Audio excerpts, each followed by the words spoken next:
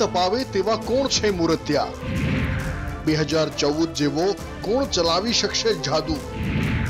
કયા સાંસદો અપાવશે કેન્દ્રમાં સત્તા?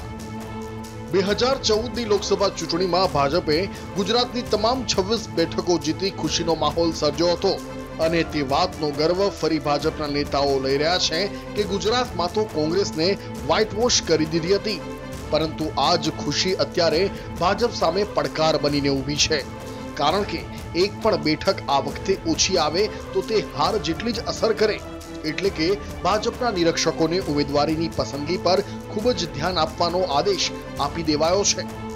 14, 15, 16 આ 26 લોકસભાનું હિયરિંગ પૂર્ણ થયા પછી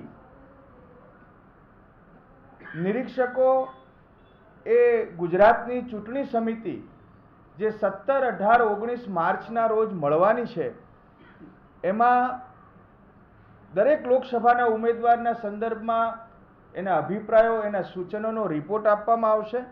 TV9 ગુજરાતીની YouTube ચેનલને સબસ્ક્રાઇબ કરો અને બેલ બટન જરૂરથી દબાવો જેથી દરેક વિડીયોના નોટિફિકેશન તમને મળતા રહે। 16 માર્ચ સુધી ઉમેદવારો માટે સેન્સ લેવાની પ્રક્રિયા ચાલવાની છે। અમદાવાદ પૂર્વ, રાજકોટ, ભરૂચ, અમરેલી, નવસારી, પાટણ અને પંચમહાલ બેઠક પર સેન્સ લેવાની પ્રક્રિયાનો પ્રારંભ થયો।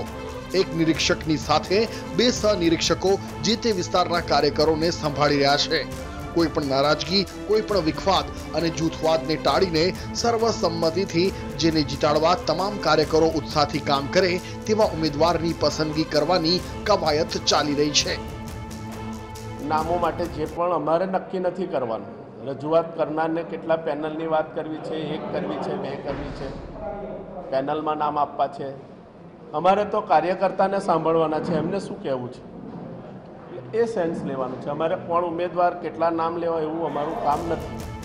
ભાજપના નિરીક્ષકો સામે પડકાર એ છે કે અત્યારે તમામ બેઠકો ભાજપના કબજામાં છે અને ફરી એવા જ ઉમેદવારોની યાદી બનાવવાની છે કે જે ઉમેદવાર જીત અપાવી શકે। જો કે એક હકીકત એ પણ છે કે ઉમેદવારની પસંદગી માટે આખરી મહોર તો હાઈકમાન્ડ જ મારશે, જેમાં માત્ર કાર્યકરોની ઈચ્છા કે રજૂઆત નહીં પણ બીજા રાજકીય સમીકરણોને પણ ધ્યાનમાં લેવાશે। લોકસભાની ચૂંટણી માટે ગુજરાત ભાજપે આજથી રાજ્યભરમાં અલગ અલગ જિલ્લા મથકો ઉપર સેન્સ લેવાની પ્રક્રિયાની શરૂઆત કરી છે અને દરેક જગ્યાએ એકમાત્ર સૂર ઉઠ્યો છે કે એવા ઉમેદવારને ટિકિટ મળે જે જનતાની વચ્ચે હોય, જે પાર્ટીની સાથે વર્ષોથી જોડાયેલો હોય અને ખાસ કરી પ્રધાનમંત્રી નરેન્દ્ર મોદીના નેતૃત્વને વધારે મજબૂત કરે। અમદાવાદ, રાજકોટ, સુરત, વડોદરા સહિત રાજ્યના દરેક 26 જિલ્લા મથકો ઉપર આજથી આ સેન્સ લેવાની પ્રક્રિયા શરૂ થઈ છે અને માત્ર પ્રધાનમંત્રી નરેન્દ્ર મોદીની લહેર અને તેના નામે ફરી એકવાર ભાજપ ગુજરાતમાં લોકસભાની ચૂંટણી લડશે।